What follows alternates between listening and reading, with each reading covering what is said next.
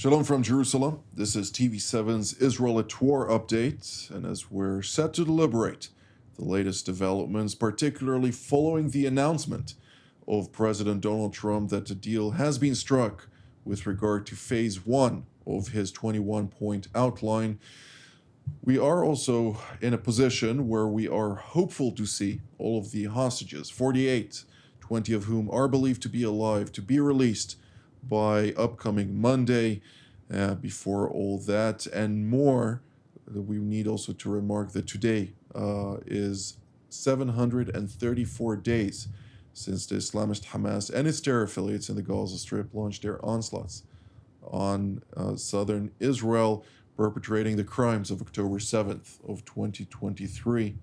And with that, joining us, Mr. Amir Oren, our TV7 editor-at-large, General in Reserve, Brigadier General in Reserve Doron Gavish, Commander of the Israeli Air Force Task Force for Air and Missile Defense, and Major General in Reserve Gershon Cohen, formerly the Commander of the Defense Colleges in Israel, as well as a Army Corps Commander, among a long list of other positions.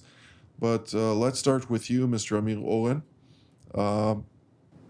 This is merely a hostage release deal in exchange for 250 terrorists, arch-terrorists with multiple bloods on their hand, 1,700 others, terrorists as well, incarcerated in Israeli jails post-October 7th to be released, and the beginning of negotiations on the subsequent points of the outline with no actual commitment or horizon in the making of any assurances that this will be successful.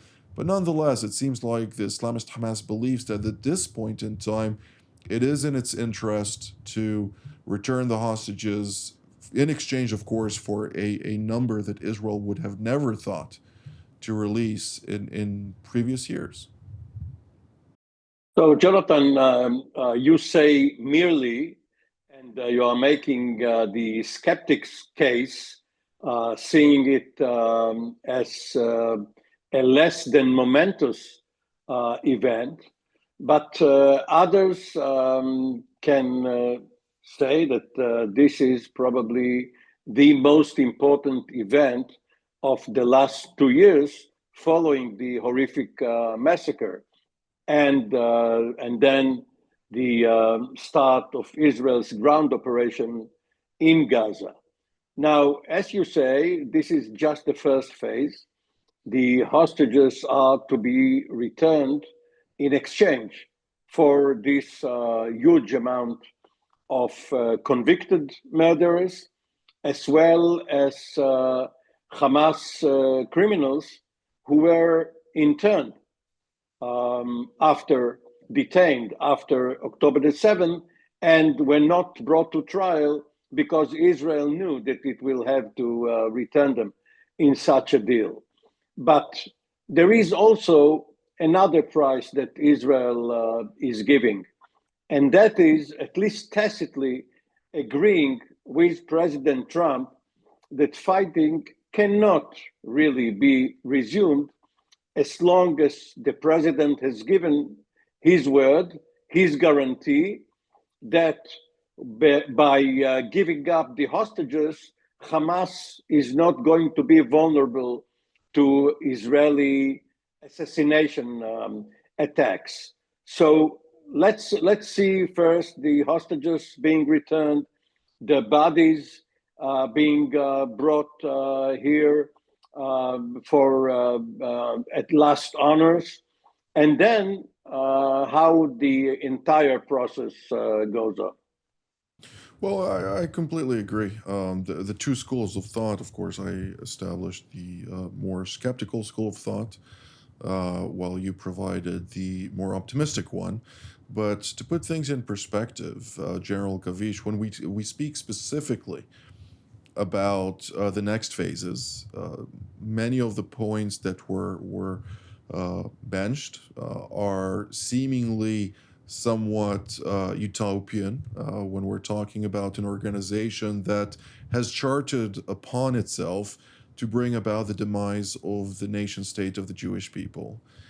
How are we to reconcile with such an organization negotiating in good faith with the understanding that a ceasefire will persist so long as negotiations are indeed conducted in good faith? And it seems to me, at least, that it has, of course, to do with who is the enforcer, namely President Trump in this case, and to what degree does he essentially commit to reality on the negotiating table, so to speak, versus aspirations to reach some type of solution that may not necessarily converge with reality on the ground.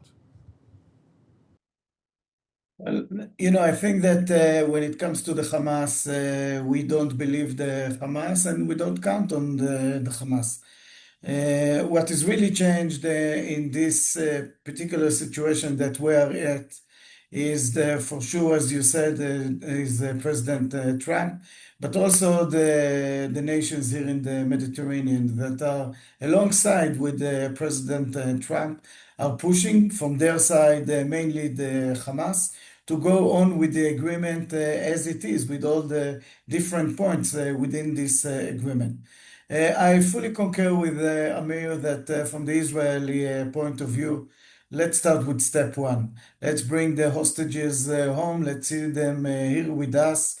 And I think that for the Israeli people, this is really right after 2 years and probably very close to the date that some of them were adopted and others were killed, to bring them back home to their families and others to honorable buried. This is something super important for the Israeli people. And then, of course, we would all look at on the other parts of this agreement. I would also say that I want to be optimistic when I look on this agreement because it is not only the matter of what is between us and the Palestinians in the Gaza Strip. It's a much wider, there are much wider applications to this agreement, to the whole region, to the Mediterranean, and to Israeli position within the new, I would say, posture of the Mediterranean after this agreement, at least the potential for it. So the first step, let's do it and quick, and then let's continue with the others, and hopefully we would be in a better place. Thank you, General Gavish. General Aquin, I'd like to ask you to give us your perspective to this. Also taking into account that the IDF does not necessarily withdraw completely from the Gaza Strip, as was demanded by the Islamist Hamas and its terror affiliates during the course of the war, but rather it withdraws tactically from 57% occupation of the Gaza Strip to 53% occupation of the Gaza Strip as a first stage, of course.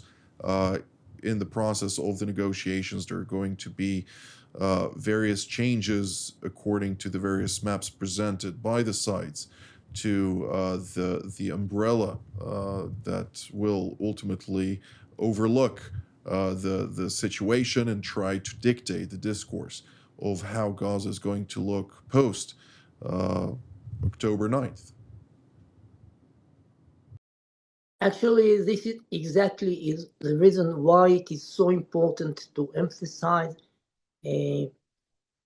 that the hostages will really be released immediately in stage one, and all the rest will be discussed later, because there is a fixed understanding about what could come out from the stage one, that the hostages are coming immediately. Beyond that, there is disagreement, a basic disagreement regarding the scale of the IDF withdrawal. At the end, the Israeli demands the perimeter along the border and control of what is called Philadelphia line in the border between Gaza Strip and Egypt. Of course, Hamas disagree to that. They are really demanding absolute withdrawal to the line of 6th of October. About that, it will be really hard to achieve agreement. Of course, an agreement regarding the Israeli side that will not want to give up in that interest, and on the other side, Hamas, that will not give up about the definite requirement that IDF will really withdraw from every last meter from Gaza Strip. Therefore, we will really coming to face a very complicated negotiation after that first stage. And everything is under uncertainty. Even Trump involvement couldn't really promise that agreement about that and about other steps like Hamas disarmament will really be achieved. Well, it is quite evident that the future steps are going to be very tough to materialize. We did hear Mr. Oren, the German Foreign Minister Johann Wedeful, during his trip both to Kuwait as well as to Qatar, subsequently here also to Israel and then to Cairo, mentioning time and again that Hamas needs to know that holding the hostages does not work to its advantage in the current stage of this war, something that seemingly did trickle down into decision makers, particularly in Doha, which has a lot of sway over Hamas, of course, which is an offshoot of the Muslim Brotherhood, sharing the same ideology, something that also was shared by the Turkish side, which shares also the same ideology as Hamas.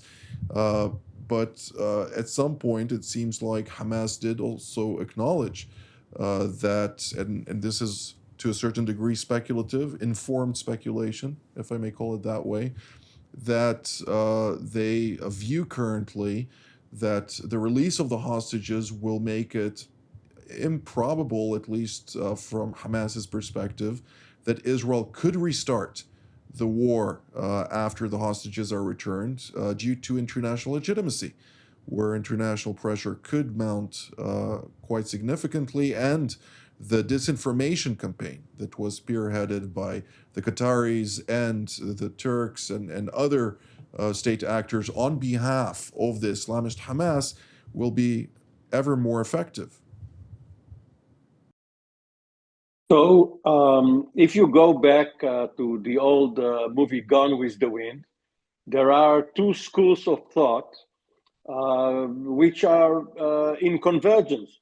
There's the Rhett Butler school of thought. Frankly, my dear, I don't give a damn, which is how Israel should regard Hamas. It shouldn't take care not to hurt its feelings, the delicate feelings of the murderers. And there is the Scarlett O'Hara school of tomorrow is another day. And what Hamas wants to do and has wanted to do since day one is to survive, to fight another day. They have not relinquished their total ideology, absolutist ideology of wishing to do away with the state of Israel. They don't actually want to coexist with Fatah. They would like to rule the Palestinian community altogether. And if there is a Palestinian state and elections are held, they may very well gain the upper hand there democratically and then revert to their old tactics. But once again, what we have been doing right now in our discourse here is to look at the formula Hamas versus Israel. If one wins, the other one loses. But there is another way, another perspective of looking at the broader picture. Unfortunately, we don't know all of the facts. There may very well be side letters given by President Trump to Prime Minister Netanyahu regarding American military and financial aid to Israel, certain munitions and weapon systems, other forms of assistance perhaps, in a renewed campaign against Iran. And by the same token, maybe Hamas was given such assurances by Turkey, by Qatar, or even by the United States. So to be modest and honest about it, we don't know the entire picture yet. Indeed. Well, just to put things in layman's terms, for the sake of our viewers, the situation in the Gaza Strip is not a geostrategic consideration of the United States of America, and therefore there is a perspective that ultimately, due to the fact that this is an Israeli issue, quite frankly, as well as a regional issue in a broader sense, there is always an ask. We give you this in exchange for something else. So this is the way those level discussions usually take place. They're very much focused on realpolitik, not necessarily emotional in every sense of the word, but of course the implications of Islamism plaguing the streets of Europe and the United States are a consideration for all those governments these days. It does, of course, show the domestic issues that those governments need to tackle over the longer term, and hopefully sooner than later, since this will continue to fester unless it's dealt with once and for all. But to point out about the school of thought that you mentioned, the first one about not caring what the Islamist Hamas cares or wants, or rather not caring about or failing to acknowledge that the Islamist Hamas is willing to engage Israel in combat against all odds and then deal with the consequences later, is what brought about October 7th in the first place. So that is also something that we need to take into account. Now, General Gavish, naturally, Israel does view the current state of play vis-a-vis the Gaza Strip as a first stage, and obviously we all want to see the hostages returned back home. But from a security perspective, is a cessation of hostilities that can guarantee, in my assessment, between 5 to 10 years of quiet for an entire generation to grow up in a semi-tranquil environment. Is that something that Israel is willing to procure in essence, with the knowledge that Hamas will do everything in its power to ultimately reinvigorate its so-called resistance against the state of Israel? Well, I would say, Jonathan, yes, but with a note. And I'd like to here connect to one of your last sentences. And this is what would be the Israeli strategy from here on, and would it be allowing it, or the agreement would be allowing us of doing it? I sure hope that it will. And this is the prevention strategy. We would have to continue with it. And if we are seeing that our enemies are going in this path, trying to rearm themselves or materialize themselves in a way that we understand that this is them preparing themselves to fight Israel, we cannot agree with it. And we have to be very firm in what is regarding to the Hamas capabilities to regain his military power. This is something that we mustn't allow, not now during the agreement and not in the future, and also looking at the region at all. So I hope that we would have a quiet 5 to 7 years, as you just mentioned, but well, I'm not sure, and I am sure that we would have to be very firm on not allowing them to go out of the agreement, and to be very proactive once they would do, because we know them, and we know how they behave. We see it with the Hezbollah, and I think that the same strategy that Israel is taking toward the Hezbollah in the north side should be applied also to the Gaza Strip. Freedom of movement, freedom of operation, rather, for the state of Israel is vital in any circumstance, irrespective of what this deal ultimately brings about, since the Islamist Hamas will not sit idly by while its religious ideology dictates something completely and fundamentally different than what President Trump, who is not a Muslim, let's put it mildly, they don't see him as a legitimate ruler or actor in any sense.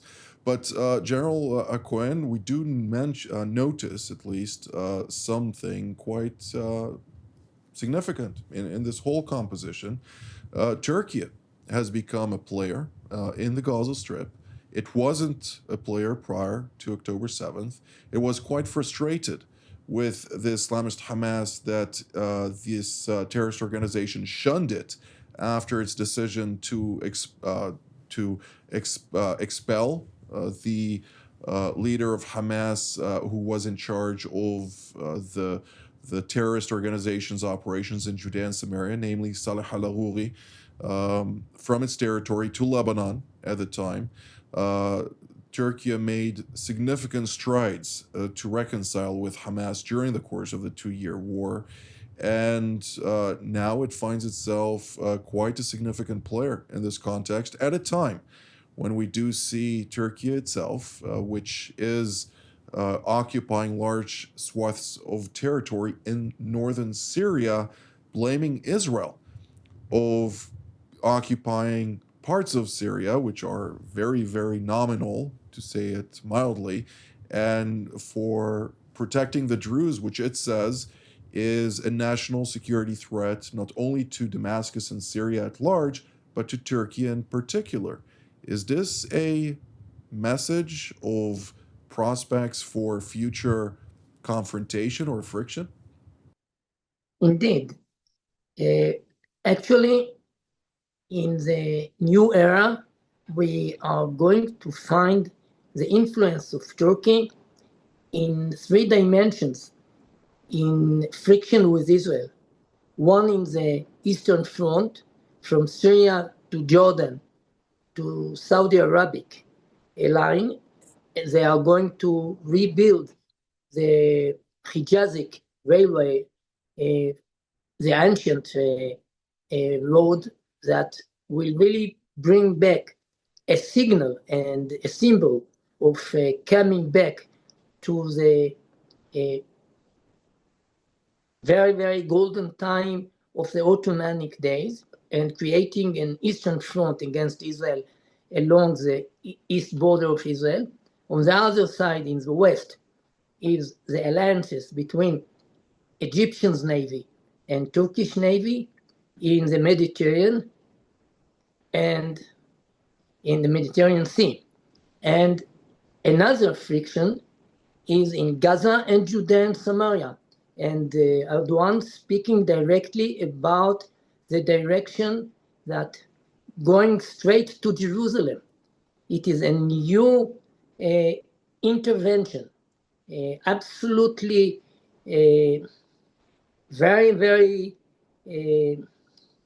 creative in arranging a new architecture of the whole region, and we must begin to study the meaning of that new threat. Indeed. Just to put things in layman's terms, the Hijaz Railway was the railway that circumvented around Egypt, basically rendering the Suez Canal less effective. Of course, seaborne trade routes are more significant in volume than railways, but nonetheless, it was quite significant for them to operate in this aspect. For the sake of this railway, they will require southern Syria, namely to penetrate into Israel's sphere of influence, something that may put those two countries on a course of collision. The Iranians are also playing here a role, since they have not turned over and succumbed, despite the heavy beating it received over the course of the 7-front 2-year war. But nonetheless, we will keep open eyes on all those various theaters to update all of you at home on the latest. Now, in one sentence, Mr. Oren, we are expected to see President Trump arrive here on Saturday. When is the earliest we are hopefully going to see the hostages return back to Israel? So the president is expected to touch down at Ben Gurion on Saturday night, address the Knesset Sunday morning, and then go and meet the released hostages. Indeed. Well, that does spell potentially that they will be released before Monday, which was the reported time. But with that, by Monday. By Monday, indeed. I'd like to thank General Hakohen, General Gavish, and Mr. Oren for all of your insights. I'd like to thank all of you at home as well. Until our next edition, from here in Jerusalem, Shalom.